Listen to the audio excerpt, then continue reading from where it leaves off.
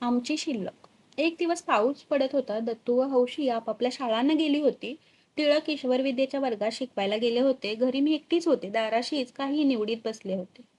तो दाराशी एक मुलगी भीक मागायला आली. तिचा नुसता हाडांचा सापळा राहिला होता. मुलीचे डोके पाठी एवढे, अंगात काही प्राण उरले नाही. डोळ्यात प्राण आलेला आहे. अंगावर एक जीर्ण फाटके असे. लज्जा रक्षणापुरत्या हातभर कापड, हातात टिनपाट अशी घेऊन ती दारात पावसात उभी राहील.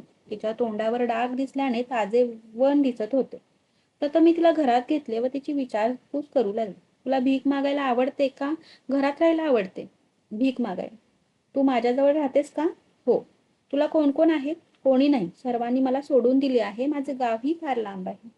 अशा तऱ्हेने बोलणे चालणे झाल्यावर मी आपल्या मनाशी तिला ठेवून घेण्याचे ठरवले. तिला न्हाऊ घातले व हौशीचे एक लुगडे नेसायला दिले. पण एवढ्यानेच तिचे स्वरूप किती पालटले.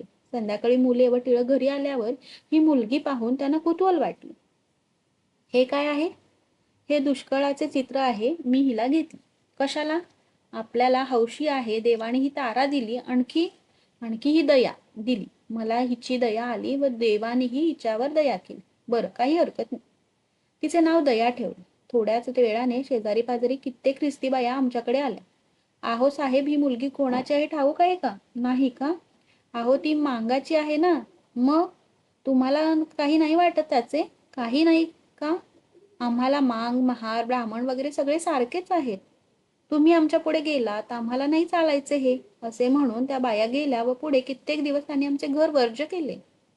टिळकांनी मात्र त्यापुढे घरात महार, मांग वगैरे सर्व जातींचे कामगार ठेवण्यास सुरुवात केली. दया आल्यानंतर दुसऱ्या दिवशी एक पोक्त वयाची मांगीन टिळकांशी भांडायला आली. तिच्या बडबडीतून खालील माहिती गोळा करता आली. दया भीक मागत मागत या म्हातारीकडे गेली. म्हातारीने तिला आसरा दिला. दया भीक मागून आणायची व म्हातारी तिला घरात राहू द्यायची. दोघींची पोट दयेच्या भिक्षेवर चालायचे. तुझ्या घरी येऊन तिला किती दिवस झाले? 8 दिवस. तेवढ्यावर तिजवर मालकी हक्क स्थापन करतेस काय? आणि हे डाग कोणी दिले तिच्या गालावर? मला ठाऊक नाही. खोटे बोलतेस थेरडे. डाग 2-3 दिवसांचे दिसतात. खरे सांग, नाही तर पाठवतो तुला हरभरे भरडायला.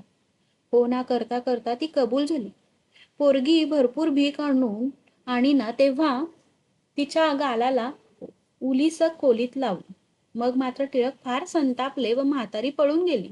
पुन्हा तिने कधी तोंड दाखवले नाही. ती गेल्यावर तिच्या संबंधी आणखीन तपास लागला. तरण्या पोरी गोळा करून ती विकते असे समजले. खरोखरच देवाने दयावर मोठी दया करून तिला आमच्याकडे पाठवली. दोन्ही मुली शाळेत जाऊ लागल्या. तिघींनाही एकाच वर्गात घातले. त्या मराठी तिसरीत हळूहळू गेल्या. आम्हा या मुलींकडून काडीचाही त्रास झाला नाही. त्यांनी चोरी लबाडी वगैरे कधीच केली नाही. घरात अगदी घरच्यांसारखे त्या वागत शाळेत जायच्या. त्या सरळ शाळेत जाऊन सरळ घरी परत यायच्या. मध्ये कधी कोणाकडे गेल्या नाहीत की कसलाच चघळपणा त्यांनी केला नाही.